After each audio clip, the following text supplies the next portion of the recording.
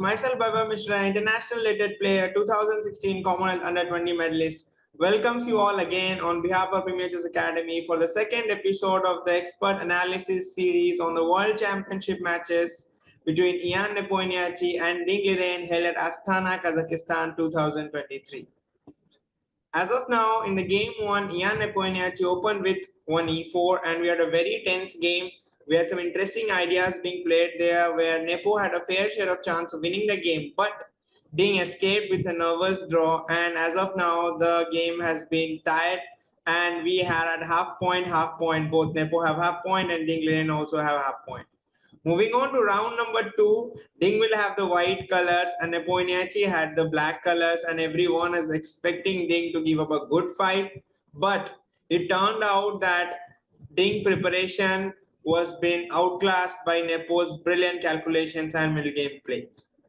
So in game number 2, Ian Nepomniachtchi scored the decisive win and now have a 1-point lead in the World Championship match. However, we cannot write off Ding Liren, one of the most strongest and toughest players to crack, and there are still 12 games left. So it will be still going to be a tough and crazy fight coming up in the next 12 games. But let's move on to game number 2 and see how the game happened. Okay, so Ding opened with one d4, which is very obvious here. Ding usually plays one d4 and is a very solid player. Ding is actually referred to as one of the best positional players playing the game after Magnus Carlsen, and he has got a lot of wins with one d4, and a very instructive game is this, where Nepo shows how black outclassed offbeat opening. So d4, Nepo went for the as usual knight f6. Nepo plays this move regularly.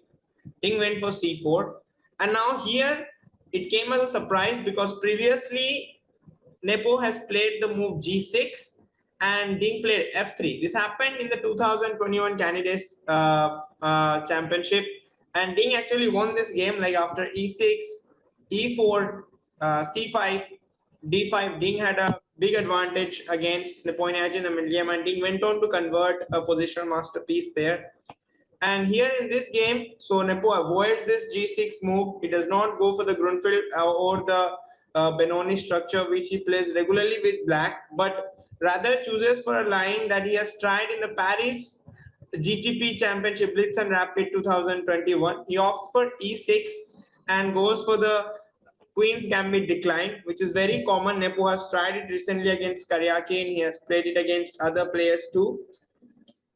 So it may not have come as a surprise for Ding. Yeah, the Ding must be expecting one to g6, but I think in this position, Nepo has got some interesting ideas. So knight f3 was played, and then black went for the proper move d5. But here, I would like to show my viewers some few lines that here black has other options too that he could choose. He can play b6, which is known as the Queen's Indian defense. After b6, white plays g3. This line has been previously played by Ding many times as white. Bishop a6, b3, bishop b4, bishop d2, bishop e7 is a very common idea. The bishop on d2 is slightly misplaced, but yeah, white goes knight c3 and starts playing in the center. So this is one interesting line here. And usually black can also play bishop b4 check. This is known as the Bogo Indian defense. And here Ding previously has replied with knight bd2, black castles, a3, bishop e7, and Ding plays e4. I think he has played this line against Magnus Carlsen once, and Carlsen replied with d6. And after knight d7, Ding went on to win that game. So really, these lines are interesting, and obviously there is a scope that Nepo might opt for this. But in the current game, after knight f3, Nepo opted for the usual Queen's Gambit decline, and usually Ding plays the Catalan. He's an expert of Catalan. So usually Ding opts for the move g3, and maybe after d takes c4, which Nepo usually plays, bishop g2, the game could have been into one Catalan territory. But actually this did not happen. Ding played a move that surprised everyone. Everyone was surprised at this move, and I think Ding is currently working with Hungarian Grandmaster Richard Rapport, and Richard Rapport is very famous for his opening preparation, offbeat opening preparations, and he went for the move h3. This move h3 is useful in many d4 lines when the bishop comes out to f4. it would have a space on h2 and it can stay on the long diagonal, putting pressure on c7. But in the current position or in the current game, whether it's useful or not, it's not relevant. And I think Nepo proved that this move is completely dubious and completely unacceptable at the top level of chess, and yet again showed his class by playing the correct move, d takes e4. It's very important that now you understand that white has delayed the development here and black wants to create threats in the center. Usually the order that has been chosen, its queens can be accepted right now, and after d takes c4, white has just wasted a move h3, and now it's white's turn to prove how that move is useful or not. In the game, white was not able to prove that. Let's go through the game. White played e3, which is a nice move. Black went for the logical approach, playing in the center c5. Very logical, trying to create an IQP structure on d4 pawn. And in this position, white captured the pawn on c4.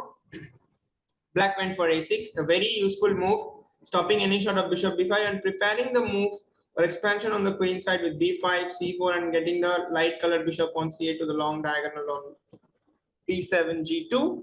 So here in this position, white castle. Yeah, black could have played b5 here, bishop e2, and then go bishop b7. White obviously takes. Knight c6 is useful not to hurry with taking on c5, because now after queen d8, black will have this rook capturing the queen. And this endgame is equal endgame with not much to play for. And I think that's the reason why Nepo avoided it. Nepo was trying to create some chances here, and Nepo went for more logical approach, knight c6. Yeah, white basically could have tried a4 here, as in many queen's gambit accepted lines, a4 is useful, but it weakens up the b4 square. So it has its own drawbacks, and after knight coming to b4, it can take on the d5 squares. A sample line can be after a4, bishop e7, knight c3, c takes d4, e takes d4, castles. Maybe after rook e1, black goes knight b4, and black will have very good control of the d5 square, and white won't be able to get this d5 break that easily. So in the game, Ding did not play it. Yeah, there's another option that Ding would have tried, the move b3. It's pretty obvious. It's played in the Queen's Gambit accepted with it, and Jeffrey Jeong is one game. There is a lot of games being played there. There is games of Wei where this move has been played, a very famous Chinese grandmaster. So after castle, knight c6, Ding opts for a more safe and cautious move, that is knight c3. But now after knight c3, black actually has equalized and gets a very nice position. b5, as planned, he expands on the queen side, Nepo, bishop to d3, and now comes the move bishop b7, developing his bishop on a long diagonal. White went for a4. This is a very useful move. This move undermines the black queen side. Black usual idea in this kind of lines is to go c4, and now this is not possible because white is putting pressure on the b5 pawn. Just to show an example, if c4 is being played, bishop e2 comes in, and now after this the b5 pawn is hanging, and you cannot play b4 exactly here because the c4 pawn could be a target after some moves like maybe knight b1, and after knight a5, white goes knight d2, and the c4 pawn could be a target in the long run. So usually Nepo immediately played b4 after a4, which is the correct idea. And here Ding chose the best option, going for knight e4. Yeah, obviously white could play knight e2, but knight e2 would be much worse because the knight is misplaced on e2. Rather, it could go to center and could put pressure on the c5 pawn and also on the f6 knight, as you could see in the game. So knight e4, black goes knight to a5. Yeah, this is a very nice move. The idea of knight a5 is now black wants to go c4 and close up the queen side. The idea is really deep. As you could see in the game, black king is still in the middle, so black is usually trying to castle queen side here, not short castle, and try to create some threats on the king side. Yeah, here I would like everyone to pause and think to find the best move for white. For all the viewers, you could pause yourself and find out the best move for white, because this is the first step in wrong direction in Ding's game. And I think many commentators during this point of time, after such kind of move, are saying Ding is not in the right shape to play. The game has been called off as the worst game in history of World Chess Championship.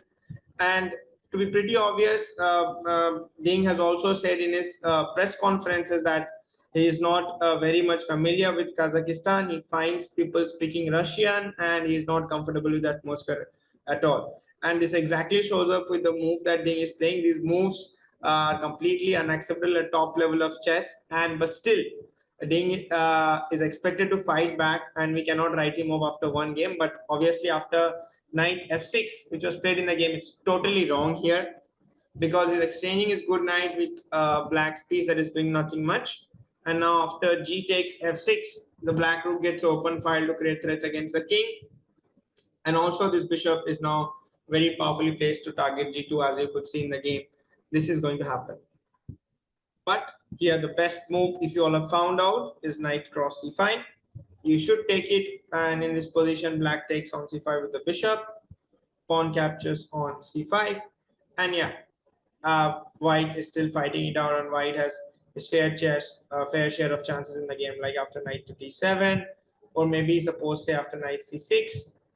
Black is doing good, protects it, and maybe could go knight d7 and put pressure on the pawn on c5, and is doing good. So okay, let's move on with the game.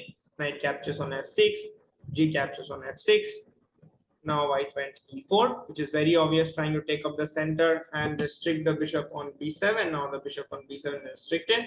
But yeah, black has to find out a way to get f5 so that he could open up the bishop.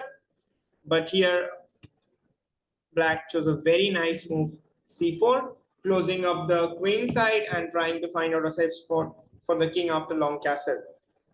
Bishop c2, and as you could see, now white has some chances to break up in the center with the move d5, but black majority and space on the queen side, along with the position being a closed one, really gives black a better position and more comfortable position to play with. So black went queen c7, trying to improve his queen and try to long castle here. The main idea of black is trying to go long castle and put pressure on the d4 pawn. White went bishop d2 here. Yeah, bishop d2 is a nice move, trying to put pressure over this pawn. And in this position, Nepo made a slight inaccurate move. He opted for rook to g8, which is slightly inaccurate. I think the best option here was to castle long. The idea is we're directly putting pressure on the pawn on d4. And white main threat in this position where black is going to long castle is that white wants to play queen e1 actually and put pressure on the pawn on b4. And this is one of the main ideas of the position. And in this position, if you play rook to g8, and after now, white did not play queen e1 obviously, but white should have played queen to e1. And after queen e1, the b4 pawn is hanging over here. So black has to obviously find out a way to protect it. If black goes queen b6, yeah, he's turning his queen into, he's moving his piece, same piece 2 times, which is not correct. So usually black should opt for f5, but here white can get some counterplay with d5. And this is what was missed by Ding, putting the queen in line with the king, and there is enough compensation for white in this position, and white will have some chances here to save the game. But in the game, white was not able to find out this move queen e1. But let's see what happens after long castle first. Now if long castle, queen e1, this f5 move is possible now because d5 won't be working because the queen cannot hit the king anymore. The king is in a much more safer place on c8. So this is what I think should have been done by Nepo. But yeah, let's go on to the game. After bishop d2, rook g8 was played, and then white went rook c1, trying to put some pressure on the pawn on c4, but it's very obvious that the c4 pawn is not a target here. It's well protected. Black long castle as usual, trying to get his rook in the game, keep it still safe. Ding went the very obvious bishop d3, trying to take on c4 and go b3. That's the idea. Black went king b8. Yeah, here it's very important that white should follow the plan at bishop c4, knight c4, and play b3. This was very much needed here. And after bishop takes on e4, rook c4, queen b7, it's pretty obvious that black still is better with the bishop pair coming up and the queen and bishop forming a deadly battery and targeting the g2 pawn. But in the game, white chose a different approach, and I think This shows that Ding is not in the best shape, Ding is not in the best form, and went for a slightly dubious move, that is rook e1 with no such idea. He wanted to take on c4, but before that he wanted to protect the pawn on e4, but now black counterplays much faster. Black immediately went f5. And the most important point in this position is that why can't white take on f5? Black has created some counterplay with f5, but yeah, it's pretty obvious that white could take it over here. But now I would like all my viewers to pause and try to find out what is black's best move and how is black going to create a crushing attack on the white king on g1. For all the viewers, if you have figured out rook captures on d4, brilliant, you have found out the correct move, an excellent rook sacrifice which leads to a forced mate. Now the point is that the d3 bishop over here is hanging, and the white knight on f3 cannot capture the rook on d4 in view of the threat on g2. Could see the bishop and rook are targeting g2. So black goes rook takes g2. Pretty obvious white cannot play king h1 because then there is a direct mate with queen h2. And if after rook captures on g2, white goes for king f1. Again, I would like my viewers to pause and think another brilliant move in this combination. Pause yourself and try to think what can black do here, or what did Nepo calculate here with black, and how did he come up with such a brilliant idea. Okay, for all the viewers, if you have found out rook captures on f2, a double rook sacrifice, you all are correct. Now king captures on f2, and now this king is completely opened up, and there are two bishops along with a queen that are putting pressure on this king. So it's obvious that it would lead to a checkmate, queen h2. If white goes king f1, he gets checkmated on g2. And if white king goes to e3, he gets checkmated with bishop on h6. So it is pretty obvious that white cannot capture on f5, and now white position is in serious trouble. But Ding found out the best move in the position, went for bishop c2, which is very natural, saving his bishop. And now in the long run, he's trying to keep or trying to take on f5 at some point, keeping the bishop protected. Okay, black here again moved very natural move, knight c6, trying to put pressure on the pawn on d4, getting his last piece in the game. The knight on f5 was not doing much because it was placed in the edge of the board, and we know that pieces should move towards the center. So it was pretty obvious that Nepo wanted to get his a5 knight in the game. And now here, I'd like to pause the video. I'd like my viewers to pause the video and try to think what should have been white's best move. Yeah, Ding did not find the best move here for white, but white has a very ingenious idea here that could lead to an equal position. So for all those who have found out bishop b1, an extremely difficult move to find. It's not very obvious what it's doing, but now the point is that after bishop b1, white threatens on c4 and forces black to take on d4. And once knight captures on d4 happens, white has a brilliant idea. He can take on d4 with the knight, rook captures on d4, and now the point of the combination. For all the viewers, you will pause yourself and find out the final point of the combination. Why did white give up the pawn for free, and what can white do here to equalize? Yes, if you have come up with bishop f4, that's a right move, a discover attack on the rook and also an attack on the queen. It's pretty obvious black cannot take the queen over here because then bishop c7, king c7, and simple rook d1, and white will have a better position. The c4 pawn is hanging and white would be clearly winning. And black should go queen f4 here. Queen captures on d4. And it looks like black has a strong attack against the white king. But the f8 bishop is still not yet in the game, and it's very difficult for black to create threats. So black can go queen f3, trying to do a mate on g2. But after g3, f4, it's the main point is that the rook is blocked by the bishop on f8, and white can get an easy perpetual check with queen d4, king a7, and this would lead to a draw. So white had a chance to play bishop b1, but yeah, it's pretty obvious that the move was really difficult to spot. It's not so easy to find out the idea. So white went for more natural move here, that is bishop g5, trying to attack the rook on d8 and also protect the pawn on d4 with the queen and the knight. But Nepo had all this thing planned, and he goes for another beautiful move, another interesting middle game idea. I'd like my viewers to pause. This game is full of interesting ideas, full of sacrifice, and full of brilliant middle game play by Nepo. So if all of you have figured out rook g5, yes, that's the correct move, and positional exchange sacrifice, leading to a completely winning position for black.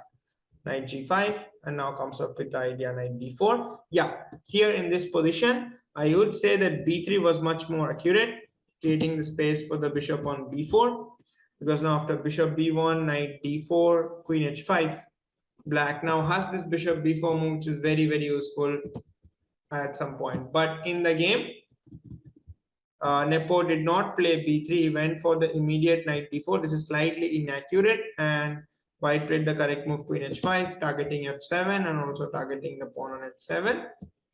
And now, as you could see, the problem is that the bishop cannot be developed on b4, which gives white a chance to save the game. So black went with the correct move, the most problematic move for white. He puts white into some problem. He now asks white the question, where are you going to move your knight?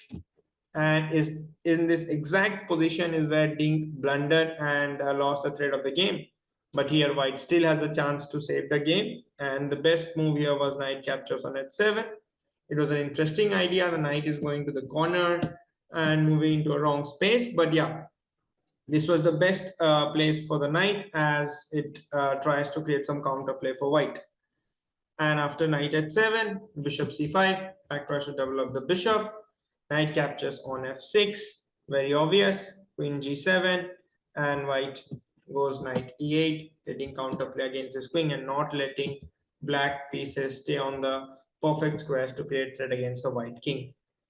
But in the game, black captured the bishop, rook takes, bishop b4, another beautiful move. And yeah, pretty obvious that here white should have played rook c1, trying to keep the pieces on the board and try to create some threats against the black queen side pawns. But yeah, white tried to exchange pieces, thinking that he has more material. We know a rule that whenever we had more material, we should try to trade. But in this position, Nepo came up with another ingenious idea. So everyone can pause and think a bit before you go on to the analysis. Okay, so here the move was bishop d6. Superb idea by Nepo, threatening bishop f3, removing the defender of the rook, and then going bishop h2 with a discover attack on the rook. It was a brilliant idea found out by Nepo that gives black a big advantage, and I think this is completely now winning for black. White founds out the threat, goes king h1, but yeah, obviously moving the knight to d4 was much accurate, but the game is almost over. Black could simply play c3, and after this, as you could see, there is no rook b1 idea coming up here because the bishop guards the square, and black pass pawn on c3 is really strong. So in the game, white went king h1. Black obviously created the pass pawn with c3, rook d4, c2. Now the c2 pawn is strong. It's getting protected. It's getting promoted, and it's also protected by the bishop. White stops the promotion with queen h6. But after e5, there's no good way, no good place for the rook, and black just. So it was a very tough day for Ding, and as of round 2, I think the state of mind for Ding would be really hard. He must be finding himself in a very difficult situation, because he's not only down by a point, but the way he has lost this game.